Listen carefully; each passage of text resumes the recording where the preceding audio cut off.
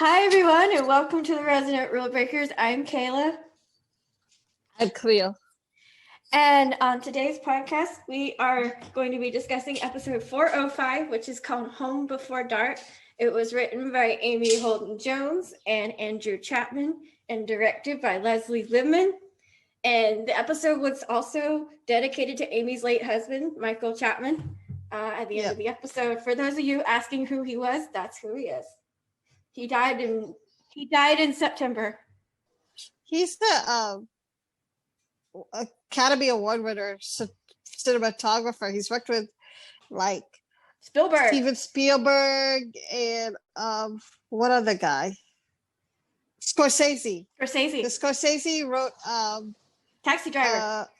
Yeah, that's where Amy and Michael met. Taxi Driver. Yes. Scorsese wrote a tribute to Michael when he died, so that's why. But yeah, he worked also with Steven Spielberg, I think, on Jaws. Yes. And he worked, I don't know which director did this movie, but I think it was called Bull, where there was a boxing scene, because I remember there was, like, they did an interview with Michael Chapman where he talked about angles of of filming that particular scene on Bull with Sylvester Stallone, I think. But yeah, it's a so he's a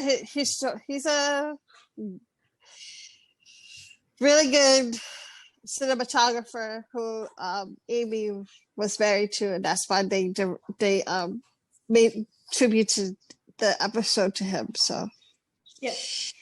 We kept getting asked that everywhere. Like, but last week, Camille mentioned that I was sick, which is why Radek stepped in to take over for me. And thank you, Radek, for stepping in. We're so grateful to be able to have former cast members like that are fans of the podcast who will be able to help us out if we need it. So I'm grateful for that. Unfortunately, what I was sick from was COVID-19. It got to the point where I couldn't breathe enough to be able to do the podcast properly. So I asked her to find someone. I'm better this week. I still have a cough. I still have some symptoms, minor symptoms. I'm just glad that you're back, because like I hated it. I'm not gonna lie. I want to do a PSA here for you guys, like the ones who obviously haven't contracted this. Like, I did not want this. I was so careful. I wore a mask. I washed my hands. I used hand sanitizer. I sanitized my desk at work, and I still got it. It's brutally contagious. I've been in quarantine for over 2 weeks at this point. My dad has been bringing my food, my medicine, everything, known to mankind. So he's been dropping it off contactless and standing 6 feet away in my front yard with a mask on to deliver my food. And he says, "I love you," and bye. And that's about it. That's pretty much it. It's been a weird thing. There's some symptoms I still have. I can't taste and smell anything. I don't have an appetite, so eating is kind of a necessary thing, it's not for pleasure at this point. My hands are numb, so it's weird being able to touch things. I can feel them kind of, but they're numb. It's a neurological symptom of COVID-19. I still have a minor cough, and at one point I had bronchitis. So the albuterol inhaler really saved my life, I think. So just letting y'all know that it's nothing to play with. Please be careful. Please be safe. Beg of you. Yep. I'm a lot better. I just gotta get back, because last week I was a nervous wreck. Like, literally, I was sitting there going, like, I do not know how to do this. Yeah, see, this proves how much I do. I edit the podcast.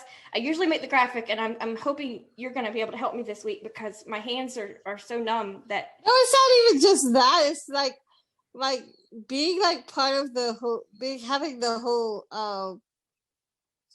what's that called? Like, being taking the lead is like crazy. But yeah. Yeah, it's different. Yeah.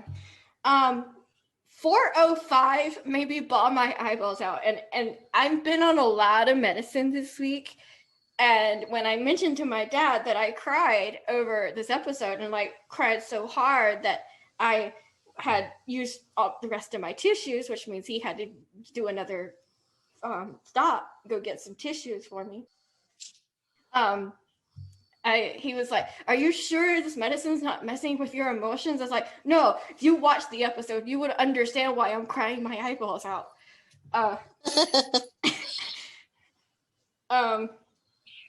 I did, because at first it's like, is it overwhelming with the meds, or if I really am that emotional? And I think it was a combo of both. It was a really emotional episode. So yeah, I cried too, but the thing about it is everyone keeps talking about Conrad crying, which got me emotional. I mean, I sniffled, but that one scene that I like full on boo-hooed like a baby was Colin Marshall. Yeah. See, I agree with you.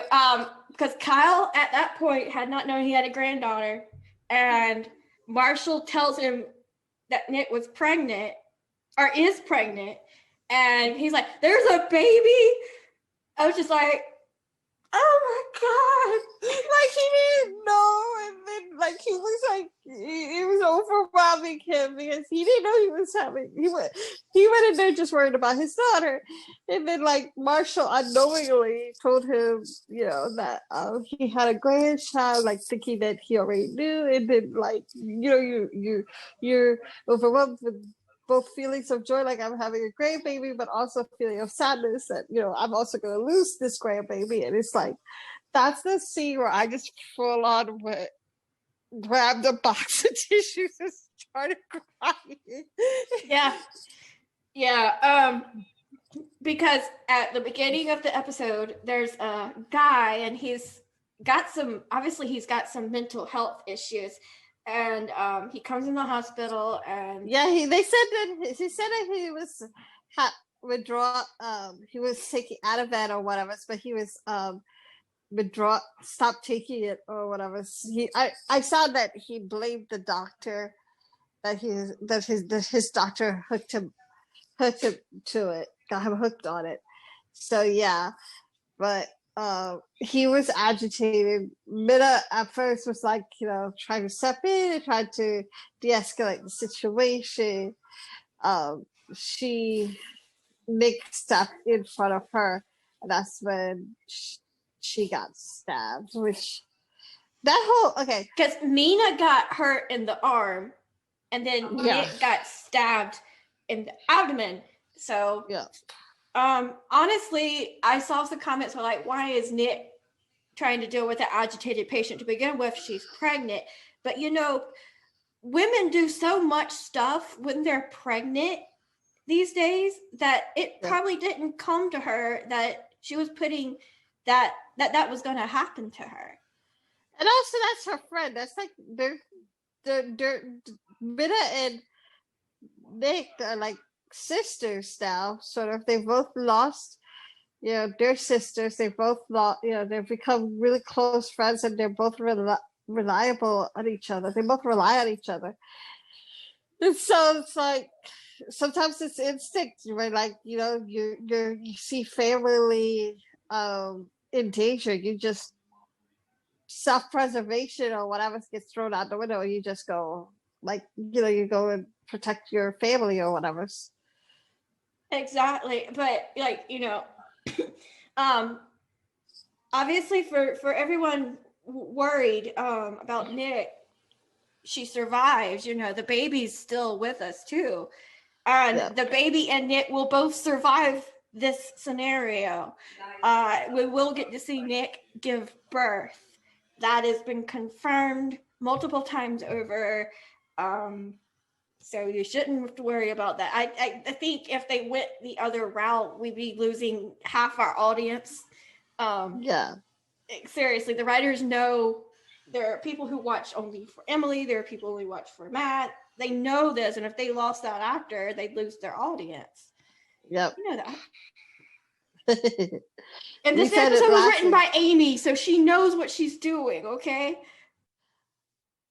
Like seriously, I don't know who chose the music for that episode, but can we just talk about the music? Because like the song that they played from when Nick was in the OR, it was another like heartbreaker. It was just like perfect for the scene because there was no words, nothing, you know what I mean? But you just felt all the emotions, not just from Matt's face, because Matt had Matt's tears, but like acting. Okay, like I'm a Matt fan, so I'm biased. I'm really, really, really biased. But Matt's acting, like I've watched him from his Gilmore Girls days to now, and let me just say that was some of the best acting I've ever seen Matt Zuckery do in almost 20 years. So let me just say that is an Emmy award-winning performance, and if he doesn't get freaking nominated, I'm going to be very mad. I don't think, but a lot of like network shows don't get Emmy nominations. No, they get overlooked by these streaming services. But you people who are in charge of this stuff, look at this performance, please. No.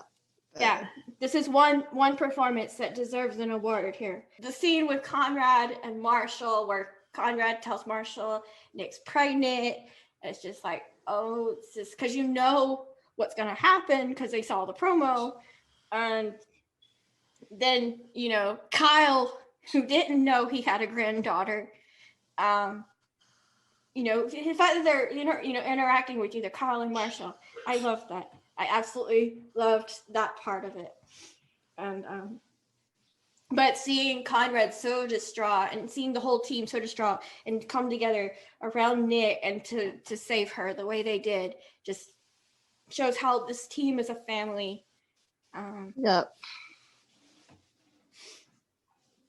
Even with the fact that the hospital was in process of shutting down. And the other thing, Nick had blood work that was done that wasn't completed, and they realized she had a thyroid issue that's common among pregnant women. So, yeah. So in the end, Devon was like, you've taught me things and I'm going to walk you through this and we're going to figure this out. Conrad should have never been glad he was, they told him to, step back. You're too emotionally involved. She's your wife. But, in the end, I'm glad that Devon stepped in, I love that. Like, I love that scene between Devon and Conrad. It is just like perfect because in that moment the student became the teacher. You get what I'm saying? And like you can see the trust and you can see the development of their relationship because they had their ups and downs. They had their Devon learned so much from Conrad and everything. They branched off a little bit during the second season, but like end of the day, they still trust each other and they still have that student-teacher relationship. But now it's sort of reversed from season one. You know what I mean? And Devon's a much better doctor now than he obviously was when he first started. And that's attributed to Conrad. That's attributed to really truly Conrad being the doctor he is. And I just love that. I love that like little scene with them. It was so beautifully done. It was so beautifully filmed, and it was just like, I don't know. So many small moments of the episode that was just perfectly done.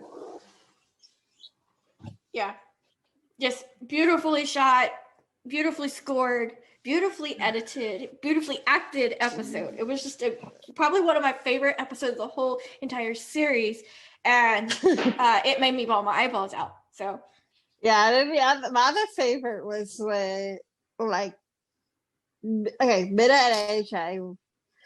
We're not even like we haven't even touched on anything. I mean, we haven't talked about Kane yet. We haven't talked No, about no, Mina I and know, I AJ. know. We're It's like, on my list. It's on my list.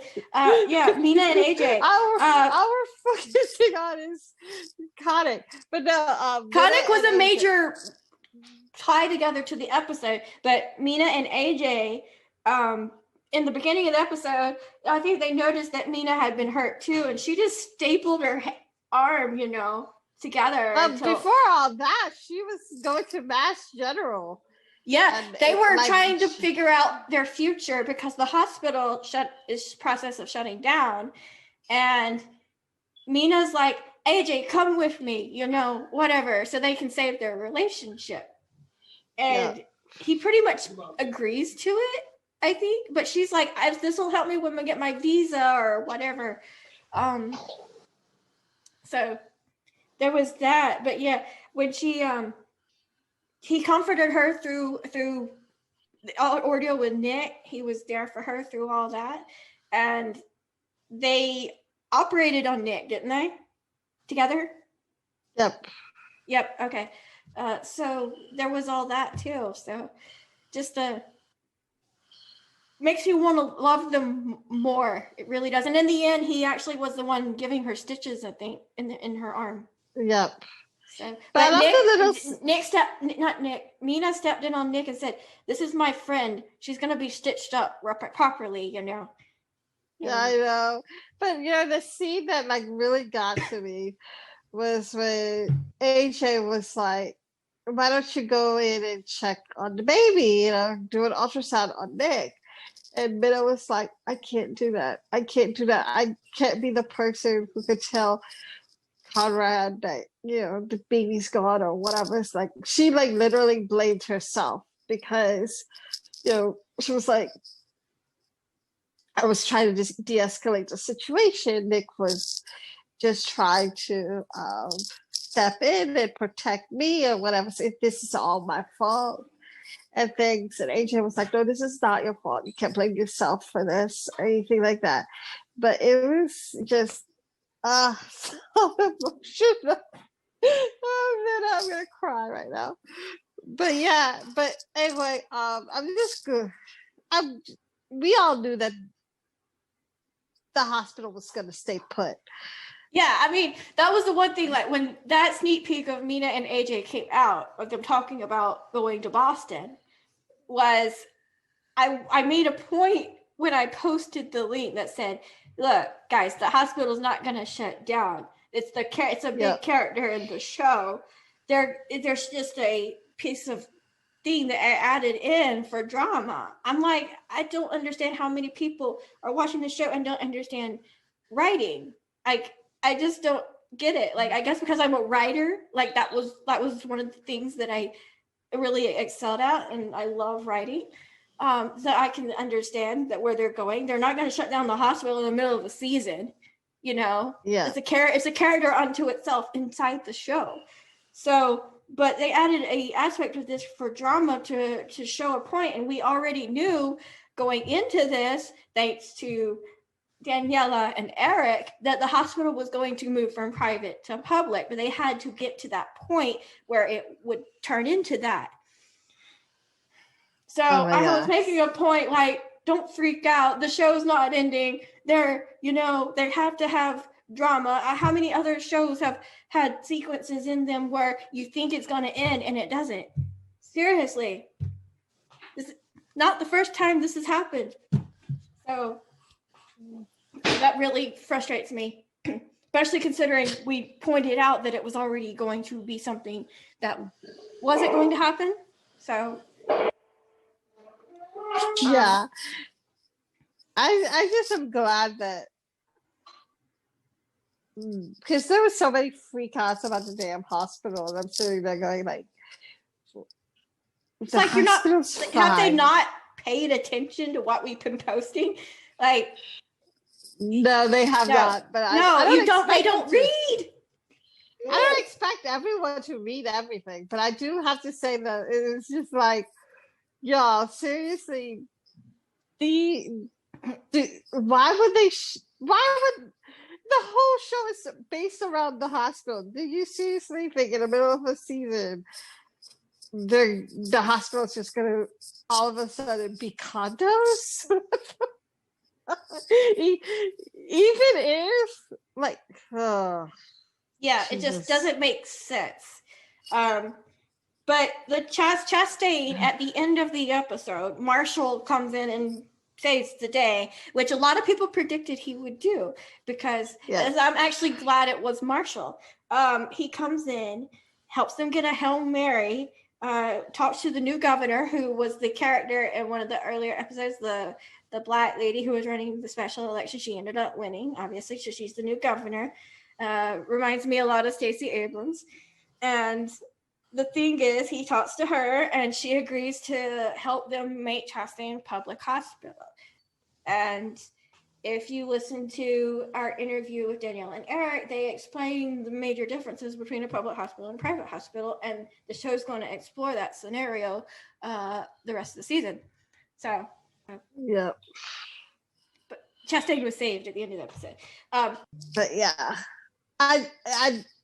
I'm telling you, that woman, I swear, reminds me of Stacey Abrams. I actually pointed that out to her on one of her Instagram posts. I was like, your character on The Resident is giving me Stacey Abrams vibes. And she actually liked my comment. So I think she read it and appreciated that comparison. Yeah. The next topic, obviously, is Kane. This is like, because obviously in last week's episode, Kane was absent. He wasn't in it. And but this one, he's in it, and he wakes up and he's still trait, but he's alert. And that can happen. You can still be awake but trait. And I had a friend who for years, for like the first 5 years of her life or whatever, had a trait, and she was just 5. She just wasn't able to speak. But Kane obviously still can't breathe on his own, but he they have a whiteboard for him so he can communicate. And he notices things happening around him. Obviously, Nick, he's like, what's wrong with Nick? I don't really know if he actually truly cared or if he was just, he sees all this going on around him. Nick was one of his nurses. So yeah. I mean, Nick worked with him in his, like, during the 3rd season.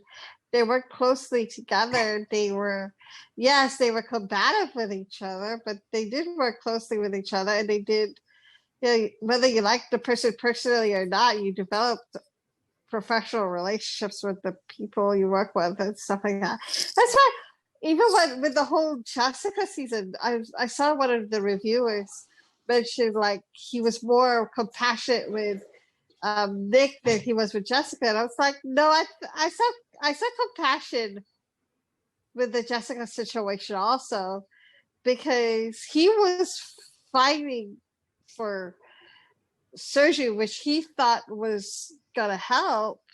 You know what I mean? And he was like combative with, Conrad's character, because he was like, okay, look, you're just a resident. Why are we listening to you? I'm, an attending. So he was also fighting for Jessica as well. You know what I mean? Mm-hmm. So it's like, to me, some people just show compassion differently than others. Like, he's not going to go cry and hold hands and sing kumbaya with the people. But the fact that he was fighting and trying to, like, make suggestions on how to fix it or whatever, that's his way of compassion. And then there's another character in this episode. His name is Henry, and Kane ends up coming up with the solution that ends up saving his life. Yeah. That solution is actually from, I saw that solution when I heard about the glue. That's a storyline on Grey's Anatomy.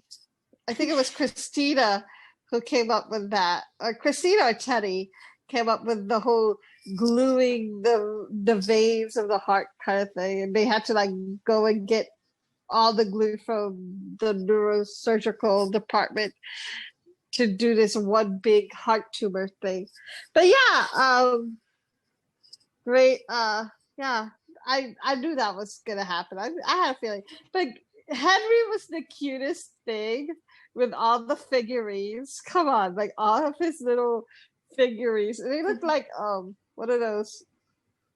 Like they look like those little angelic figurines. I know what you're talking about. My stepmother collects a few of them. Yeah, I know. Yes. Like my grandmom used to as well, but I forget what they're called. You remember what they're called? I do. But yeah, he with each one that he kept packing, he had to tell a story for each one of them and stuff. And he ends up giving one to, was it Mina for saving his life? And he gives one to Nick. Yeah. He gives one to Nick. And he gives one to Kane. Kane. Yeah. And Kane was. I think that's when Kane was like, okay, who is this guy? You know. But yeah. But they end up because at the start of the episode they're trying to ship him off to hospice to die. You know, he has no hope of living. You know, and with the surgery, he ends up being able to go to a nursing home or assisted living or something like that to be able to live quite a few more years. So, it's a good thing. Yeah. But Kane ends up going to the LTAC facility that he ended up sending a lot of his patients to because there was no other place to put him because the hospital was shutting down. And so in the end, and he's awake. And so in the end, is it a karma thing that he's going to be experiencing this scenario or something else? So I just found the situation kind of inhumane, to be quite honest. Yeah. I do have to say though with see a lot of people kept calling Kane going to the vet farm as like karma. And I do think it is sort of like, because I mean with the car accident, then now him going to the vet farm, the whole karma topic is back kind of thing. But I have to say, I feel bad because I don't want to like revel in his pain. And the other thing is because Morris has a new show he's going to be working on when The Resident finishes filming, and people are like, they're writing him out or something. Like, no, they're not writing him out. Amy has confirmed Morris is staying. The character is just going through a process of learning empathy or learning. That's it. He's going through some form of a redemption arc. They all have to go through this sometime eventually. And so no, he's not going anywhere, but and actors can work on other projects as long as they're not working on two projects overlapping each other during COVID. They can't do that. But as long as he's doing it on hiatus, he'll be fine. Yeah. But no, Morris is not leaving the show, guys. And neither is Emily. You know, and Emily's not pregnant in real life. Again, that's a prosthetic. So all you people guessing that one, no, not that one either. Oh my gosh. Yeah, that was another one of my things that I was like, you know, that one was put out there eons ago. So I just laugh because this is all like hilarious. How people think like anyway. Anyway, that's really all we have for this episode in terms of discussion. Well, let's just talk about the review for next week. Nick's friend is back. Yes. Played by Jessica Lucas. This is actually her first episode that she's been on The Resident. So there seems to be more complications with Nick since the stabbing. I'm just glad that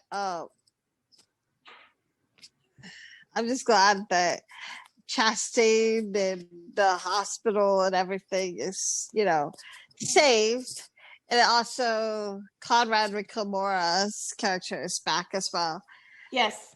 And Belle's Bruce's character.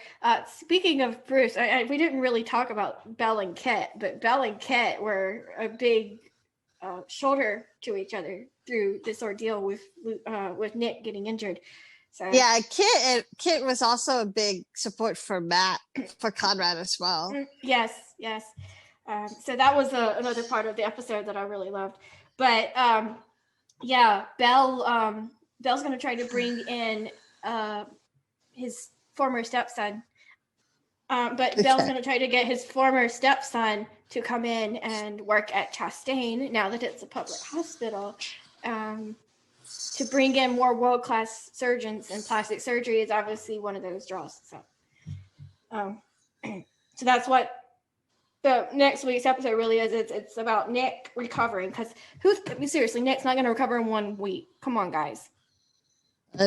Not realistic. So there's that. That episode is going to be next week's, and then we have a week hiatus where 401 will re-air. I don't want to hear any groaning or moaning or anything else like that, because here's the thing: their way they're taping the show, they're not far from behind from what's airing, and they need time to film and edit. So these little week hiatuses are probably going to happen maybe once or twice more before the show finishes airing for the season. Yep. So there it is. So the week of February 23rd, there will be a rerun, and because of that scenario, we're not going to do a podcast that week because we have no episode to discuss. I just felt that it was fair to the show to take a break. Also, that's also the week of my birthday. So it's fitting. My birthday is March 7th.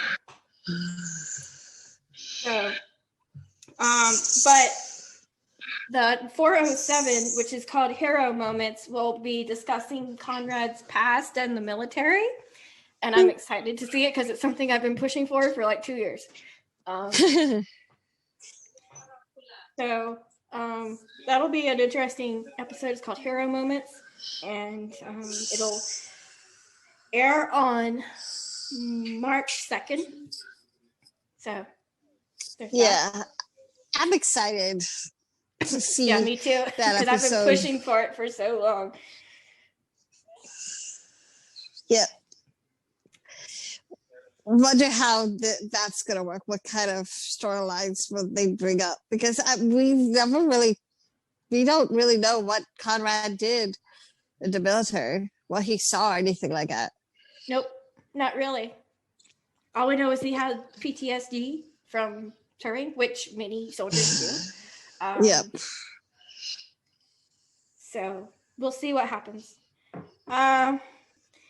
The next thing I want to mention is our Patreon account.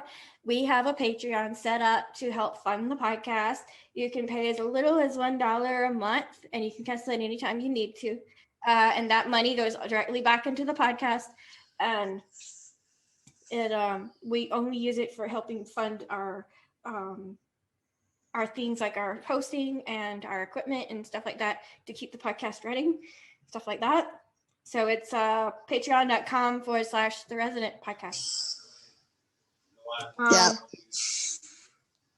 You can listen to us on Podbean, Apple Podcasts, Google Podcasts, Spotify, iHeartRadio, and YouTube. And then, of course, you can contact us with an email.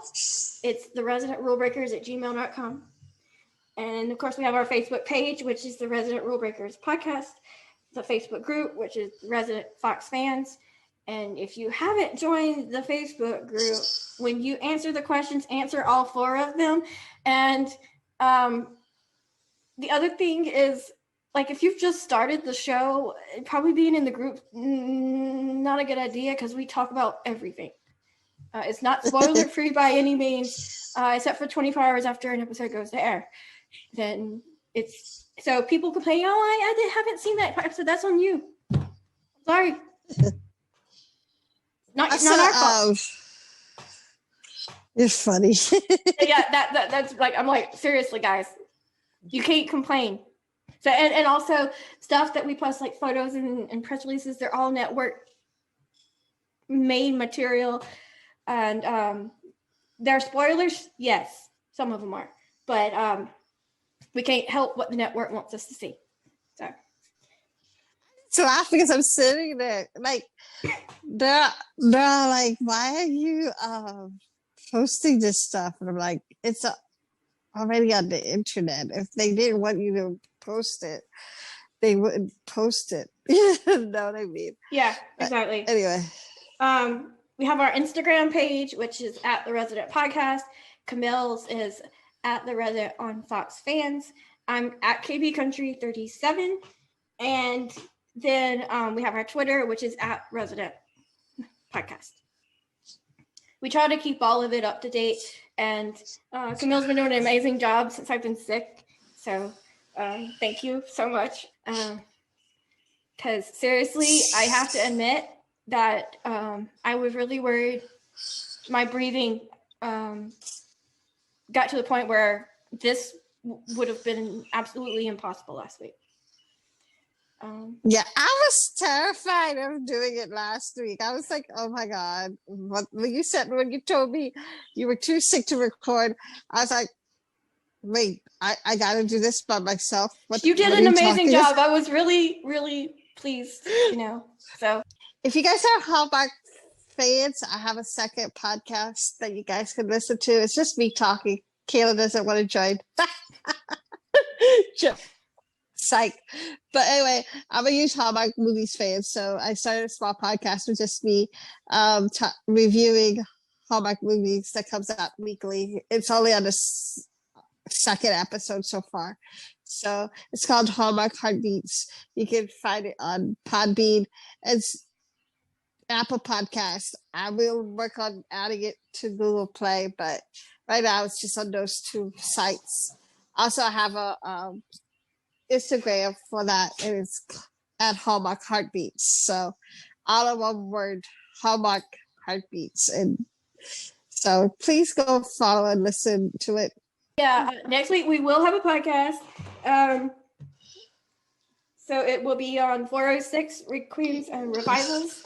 And so until next week, I'm Kayla. And I'm Khalil. Bye, guys. Bye.